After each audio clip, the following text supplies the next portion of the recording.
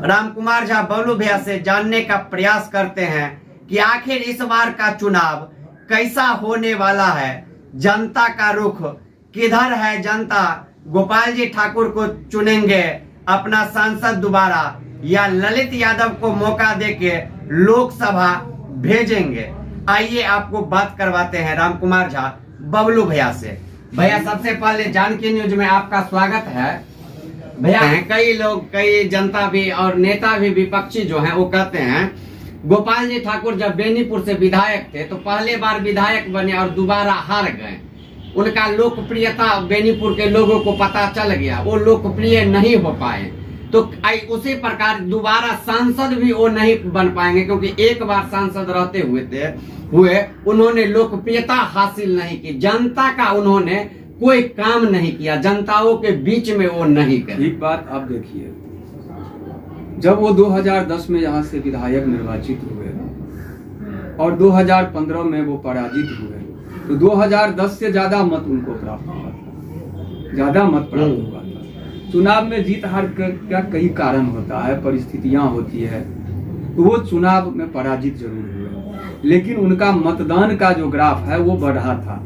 अब आइए लोकसभा चुनाव की, जिस विधानसभा बेनीपुर में वो 20 या 30 हजार से लूज किए थे, उसी विधानसभा में उन्होंने 70 हजार से बढ़त भी बनाई लोकसभा में। अब बात रही लोकसभा में सदस्य निर्वाचित होने के बाद, हमने आपको कहा कि 2 साल कोविड का संकट हुआ, उस पीरियड में जनप्रतिनिधि का काम था कोरोना रोकथाम, कोरोना से बचाव, कोरोना नियंत्रण। उस क्षेत्र में तो सांसद ने काफी काम किया। सांसदों का जो ऐच्छिक कोष होता है वो भी केंद्र में सरकार ने कोविड नियंत्रण में मर्ज कर दिया।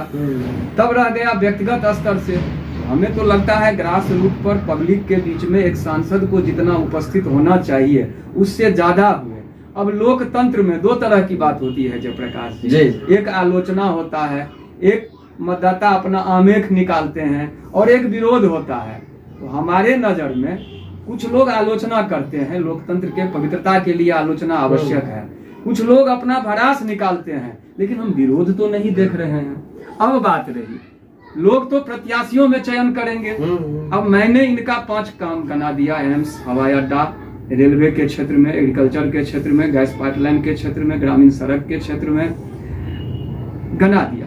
अब इधर से जो है वो भी 6 बार से विधायक मंत्री भी रहे हैं, और देखिए दरभंगा जिला जल संकट के चपेट में है। और माननीय ललित जी का भी मैं 5 अच्छा काम गिना रहा हूँ। उन्होंने अपने ही चालक का नाखून खींच लिया। दरभंगा में चले जाइए, इंदिरा कॉलोनी में कितने लोगों का जबरदस्ती उन्होंने जमीन कब्जा कर रखा है। आज उन्होंने शपथ पत्र दिया है निर्वाचन आयोग को, उसमें उनकी और उनकी पत्नी के संपत्ति का विवरण देख लीजिए। तो फिर दरभंगा में इतना जमीन उनके पास कहां से आ गया? पटना में देख लीजिए, वो विधायक बने थे उससे पहले का उनका स्टेटस देख लीजिए। उनकी राजनीतिक जो पृष्ठभूमि है वो कहीं से नहीं है, ना वो एक सोशल वर्कर थे, ना वो एक पॉलिटिकल वर्कर थे, वो एक आपराधिक स्वभाव के व्यक्ति थे, और परिस्थिति के उपज वो विधायक बन गए। लेकिन वो नेता और जनप्रतिनिधि के तरह नहीं है। रही बात सांसद गोपाल जी ठाकुर की, वो शुरू से ही एक आचरणवान, निष्ठावान, सात्विक, सभ्रांत समाज सेवी है और पॉलिटिकल वर्कर है। तो उन्हें पुनः पार्टी ने विश्वास करके दोबारा प्रतिनिधि सिंबल दिया है अपना। और मुझे जहां तक विश्वास है कि लोग लोकतंत्र में प्रतिनिधि के पास अपनी बात रखते हैं, आक्रोश निकालते हैं, इसका मतलब ये नहीं है कि वो मतदान नहीं करेंगे।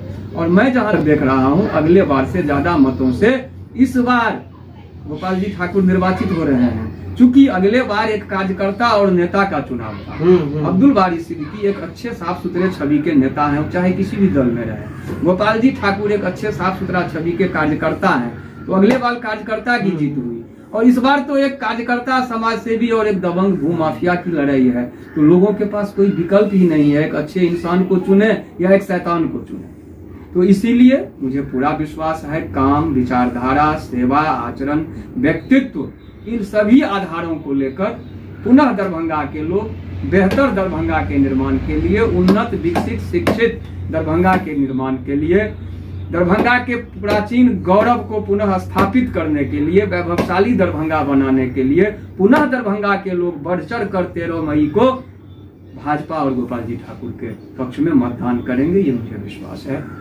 चलिए बहुत बहुत धन्यवाद भैया आपको भी आपको। धन्यवाद और सारे दरभंगा के मतदाताओं को भी धन्यवाद। आप सुने अभी हमारे साथ राम कुमार झा बबलू भैया थे और इन्होंने ललित यादव और गोपाल जी ठाकुर में बतलाए क्या अंतर है, उनके संपत्ति के बारे में बतलाए। गोपाल जी ठाकुर द्वारा जो दरभंगा में विभिन्न योजनाओं को धरातल पे उतारने का काम किया गया, किस तरह से गोपाल जी के कार्यकाल में कोरोना वायरस जैसे समय में उन्होंने दरभंगा का विकास किए, तमाम मुद्दा पे अभी हम राम कुमार झा बबलू भैया से जानने का प्रयास किए हैं, सुने हैं। तो आप जितने जानकी न्यूज देख रहे हैं सबको कहेंगे जल्दी जल्दी इस वीडियो को वायरल कीजिए और आप कमेंट करके बतलाइए कि क्या दरभंगा में इस बार गोपाल जी ठाकुर कितने वोटों से जीतेंगे और गोपाल जी ठाकुर को किस आधार पे वोट दे, या ललित यादव और गोपाल जी ठाकुर में कौन बेहतर है, ये भी कमेंट करके बतलाएं। बहुत बहुत धन्यवाद।